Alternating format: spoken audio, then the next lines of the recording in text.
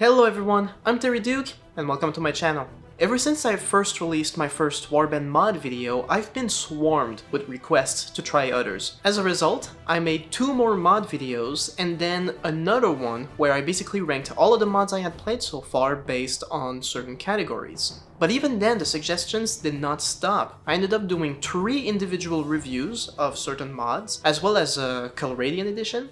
But even so, there are still recommendations that I missed. So basically, I went through all of my videos' comment sections, and I looked for all of the suggestions I might have missed, and finally, I have enough recommendations to do a favorite mod videos part 4.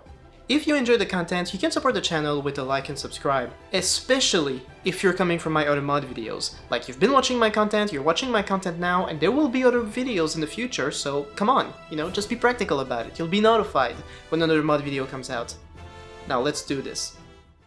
For the first one, I'll be honest, it will probably need its own review. I can't say yet if it's good or bad because I got overwhelmed just trying to play it. This is Tainted Paths. For starters, it's undeniable that this mod is very ambitious. The map not only covers Europe, Asia, and North Africa, but also offers to play in different time periods, either the Middle Ages, or the Renaissance, or mixed, apparently. But starting the mod, it immediately got confusing, as you have little choice to customize your character before you're thrown into a battle I'm guessing you're supposed to lose. And already the mod shows one of its biggest features, the new strategy menu. With this menu, it's possible to give very specific orders to very specific sets of troops. You could tell the heavy cavalry, for example, to target the enemy archers specifically, while telling your archers to attack the light infantry specifically. It certainly seems interesting, but it's also very confusing. There's a steep learning curve for sure. Besides that, the mod has a central quest in which I'm supposed to look for my sister after her village was burned down, but by now it's almost impossible to progress in the mod without immediately coming upon a change that's confusing. For example, this is the town menu whenever you enter a town. Each part of the town can be visited separately and there's way more to explore, but for what purpose, I'm not sure yet. There's a fighting ring somewhere where you can bet on NPCs fighting each other, but going into the arena not only throws you straight into a tournament, but people are bringing in lethal weapons. Jesus! I'm also very confused with the party size. 40,000 in party size. It clearly doesn't work like that, but I'm also confused as to why my 10 soldiers are named armies. And NPC parties have thousands of troops. What is going on? I would love to learn more about this mod, but unfortunately the time it requires for me to learn it is just not in the time allocated to make this video. From what I can see so far, there's new battle mechanics and a lot more management stuff, so if that sounds like something you'd like, the links to all the mods are in the description. The next mod is pretty good, but its biggest appeal is unfortunately lost on me. This is Skyrim Civil War. As the title suggests, this mod is a total conversion for Skyrim. Turns out it was taken down for copyright, but a Google Drive link of the mod still exists. So, the map of Skyrim, as well as the factions, and the weapons. While it strikes me as a pretty solid mod, at least visually, this is where I confess that I've had Skyrim in my Steam library for over 2 years now, and still haven't played it.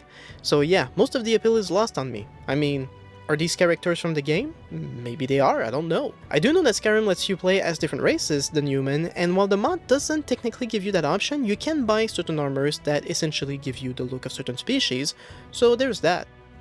And a lot of work went into the scenery, especially for the towns. Does this look close to the original though? I don't know. But besides all that, there's really nothing much to say about this mod.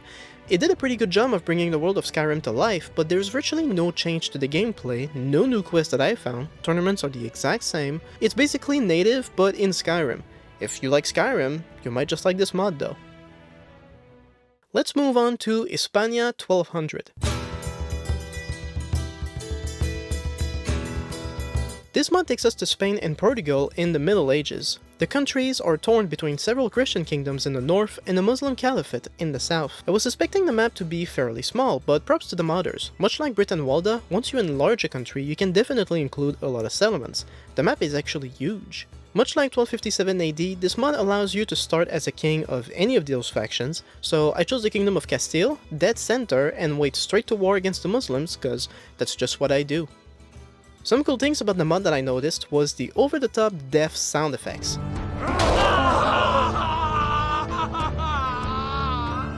Over the top is right. and the ability via the camp menu to basically talk to any lord even if you're not close to them. This is actually very useful, and I wish other mods would implement this. The mod brought new castle sceneries, and it certainly gives the game a feeling of wonder. Seriously, these castle designs are pretty impressive. And much like Gekokujo and In the Name of Jerusalem, siege mechanics are designed so that you don't spend the whole assault on a single choke point. Many castles actually have several layers of walls and defenses to get through, which is pretty cool. In terms of kingdom management, that's pretty much native. The diplomacy mod isn't implemented, so you can't hire extra staff members. There's no new buildings to build in your settlements. There's a few new items, but I don't find them all that impressive, at least compared to native. So to recap, Hispania 1200 is pretty cool if you love this part of Spanish history. It's definitely immersive, and the ability to start as a ruler right away is always welcomed. But it doesn't really change anything to core native mechanics. Most of the changes are on the surface. It's a good mod, but a light one. Next up, 180 Heroes. This mod is based on the old Chinese novel Warden Margin, of which I confess I know nothing about. So the mod takes us to feudal China, torn by several factions. It's got almost everything you would hope for in such a mod, cool Chinese armor and weapons, as well as scenery, although for the most part most towns still have native scenery. In this mod, there is a strong emphasis on the 180 heroes, which are new companions. These companions bring some new benefits, like the ability to build a better camp, for instance. Bandit groups are also much larger and have been revamped with new weapons and armors. The Sea Raiders, for example, are way tougher in this mod. But besides all that, the main focus of the mod is in the battle mechanics.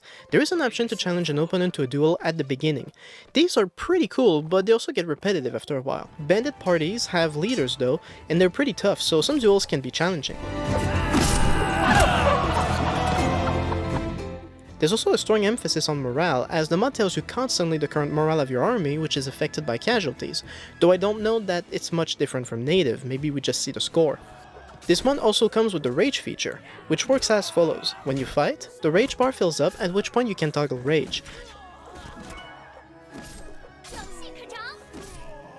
You'll start shining, and I'm guessing your stats are temporarily increased. Enemies and companions will do it as well. And like in the Light and Darkness mod, enemies will surrender when they are losing, which is just so convenient, instead of running all over the map to catch up to them. There is a unique quest to the mod, which mostly means fighting some bandits, challenging some lords to a duel, as well as mind reading apparently. It wasn't the most engaging storyline though, and the bad spilling certainly doesn't help. But anyway, if you're looking for a cool Chinese mod with a central quest and a few cool additions to combat, 180 heroes will do the trick. Next up, a very pleasant surprise, 16th century.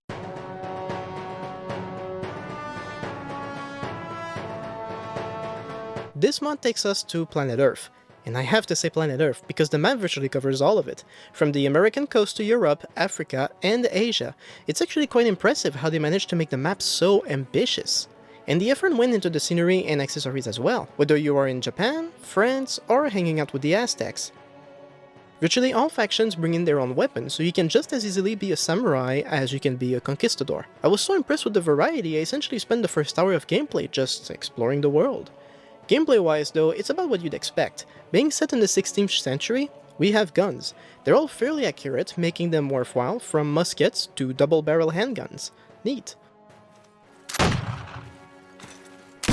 We even have some moderately powerful grenades.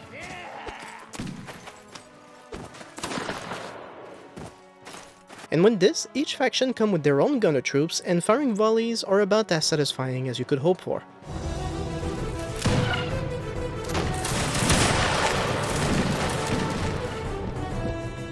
Broadly speaking though, that's pretty much it. Sieges are still native, and battles are limited to native battle size, unless of course you change it yourself with the battle sizer tool.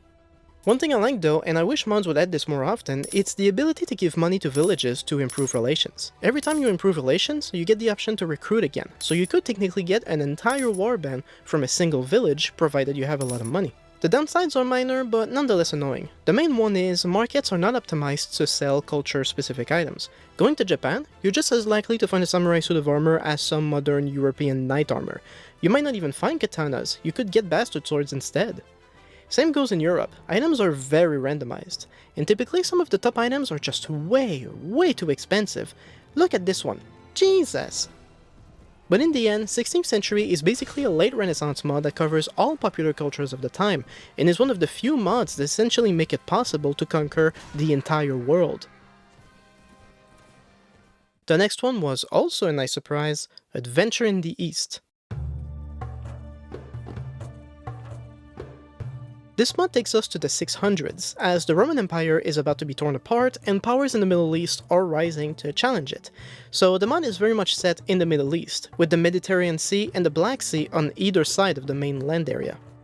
What I like about this mod though is that it offers a main story campaign instead of just the usual sandbox. In the story, your character essentially starts from nothing, but will soon start serving the local rulers in their plots to domination. These quests can be ignored as you wish though. For instance, I was asked on 2 occasions to attack Jewish caravans and refused both times, but following the story will ensure you get companions, level up, and eventually rise to power. And because it's the Middle East in the 600s, a lot of new gear for all the factions, as would be expected. In terms of mechanics though, there aren't many changes. One noticeable change, I guess, is the possibility of rebellion starting in certain factions, which is fairly interesting. Only thing that bothers me is the painfully laggy map, at least that's the experience I got. But if you like this time period or broadly the Middle East and would enjoy a mod with a story to guide you, Adventure in the East is definitely worth a try. And similarly to Adventure in the East, here's Crusades and Jihads. Now, there's no shortage of mods centered on the Crusades, notably In the Name of Jerusalem, as well as 1257 AD, which does cover the Holy Land as part of the broader content. Crusades and Jihads, though, feels like Crusades made simpler, but nonetheless fun. The map is very similar to that of Adventure in the East, though it's far less laggy. Also points for the music, it's real catchy.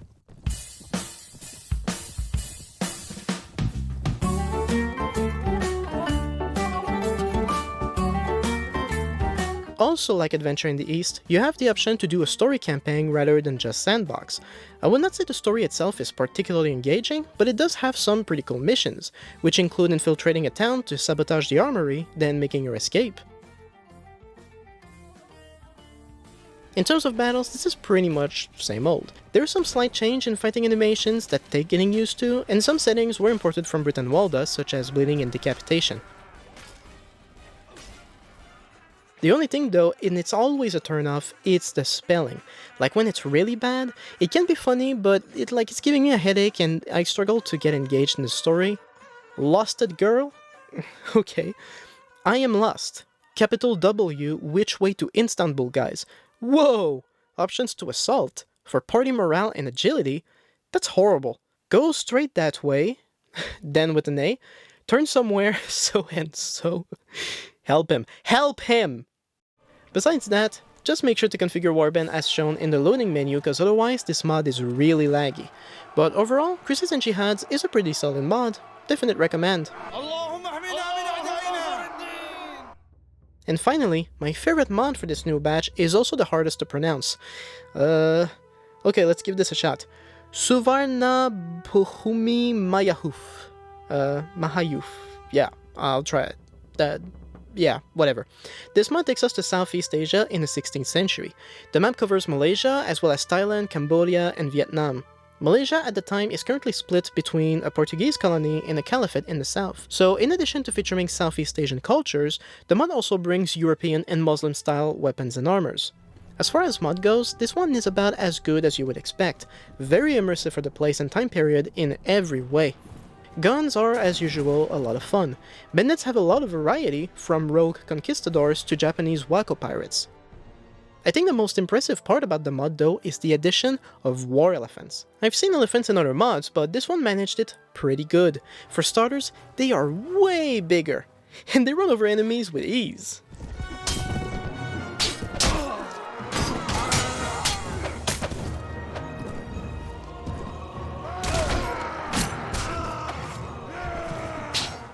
It also makes seeing elephants charging at your line very unnerving.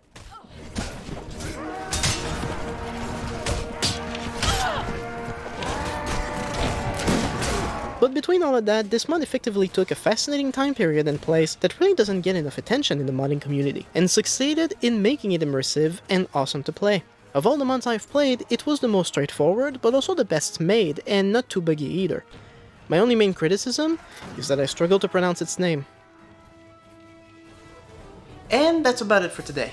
As of making this video, I've played a whooping total of 40 total conversions for Warband. If you have more recommendations, now is the time, because in my next video I will be ranking all of them based on my personal preferences. To not miss out on it, all you have to do is subscribe to the channel, which coincidentally supports it.